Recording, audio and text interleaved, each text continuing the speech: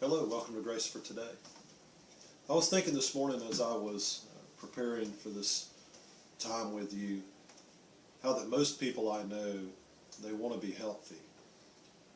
And in spite of their desire to be healthy, their habits keep them from becoming healthy or maintaining a healthy lifestyle.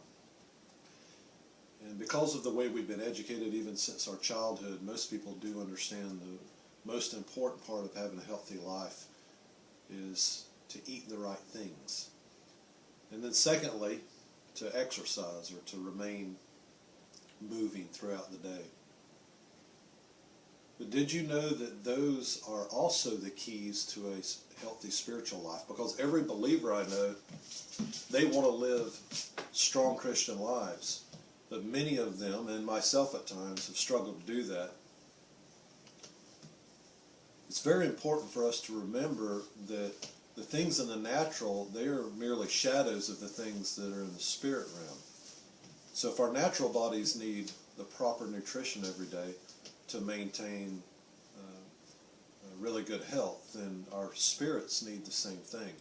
In fact, when Jesus was teaching his disciples to pray, he said the first thing you're to do is acknowledge your Father in heaven and his holiness, and to ask for his kingdom to come and his will to be done. And then the very next thing he says is he says, give us this day our daily bread. Jesus many times referred to himself as the bread from heaven, and he instituted communion so that we could remind ourselves that we need to partake of Jesus. So, if we try to live godly lives, but we don't partake of Jesus on a daily basis, then what ends up happening is we're like the person that tries to run a marathon without eating properly. You see, the number one step to living a victorious Christian life is to change what we eat, to begin to eat healthy things. And Jesus is the bread of heaven.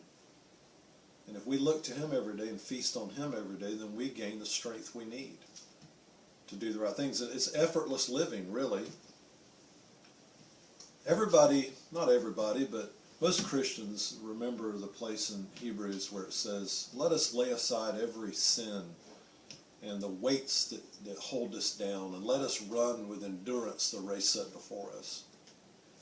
And then usually that's the end of their memorization. But the next part of that verse tells us how to do that. The next part of the verse says, keeping our eyes on Jesus, the author and the finisher of our faith. If we don't keep our eyes on Jesus, then we'll never be able to live the life that we want to live. So I want to encourage you today to feast on Jesus, to look to him all day long for the spiritual strength that you need. Don't look for your own abilities or within your own abilities. But ask yourself, is Jesus able to live this day pleasing the Father? Is Jesus able to overcome every adversity today? And if he is, then I can, because he lives in me. And today I'm going to release him out of me to live.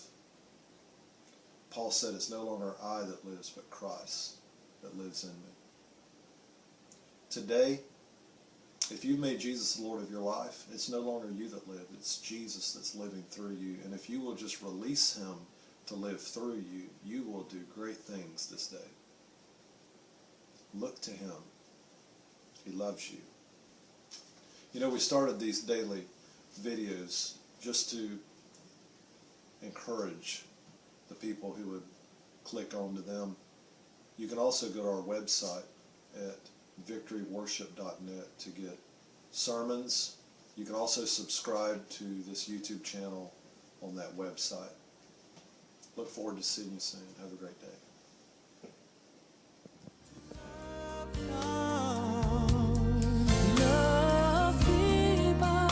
That's the center of the mind.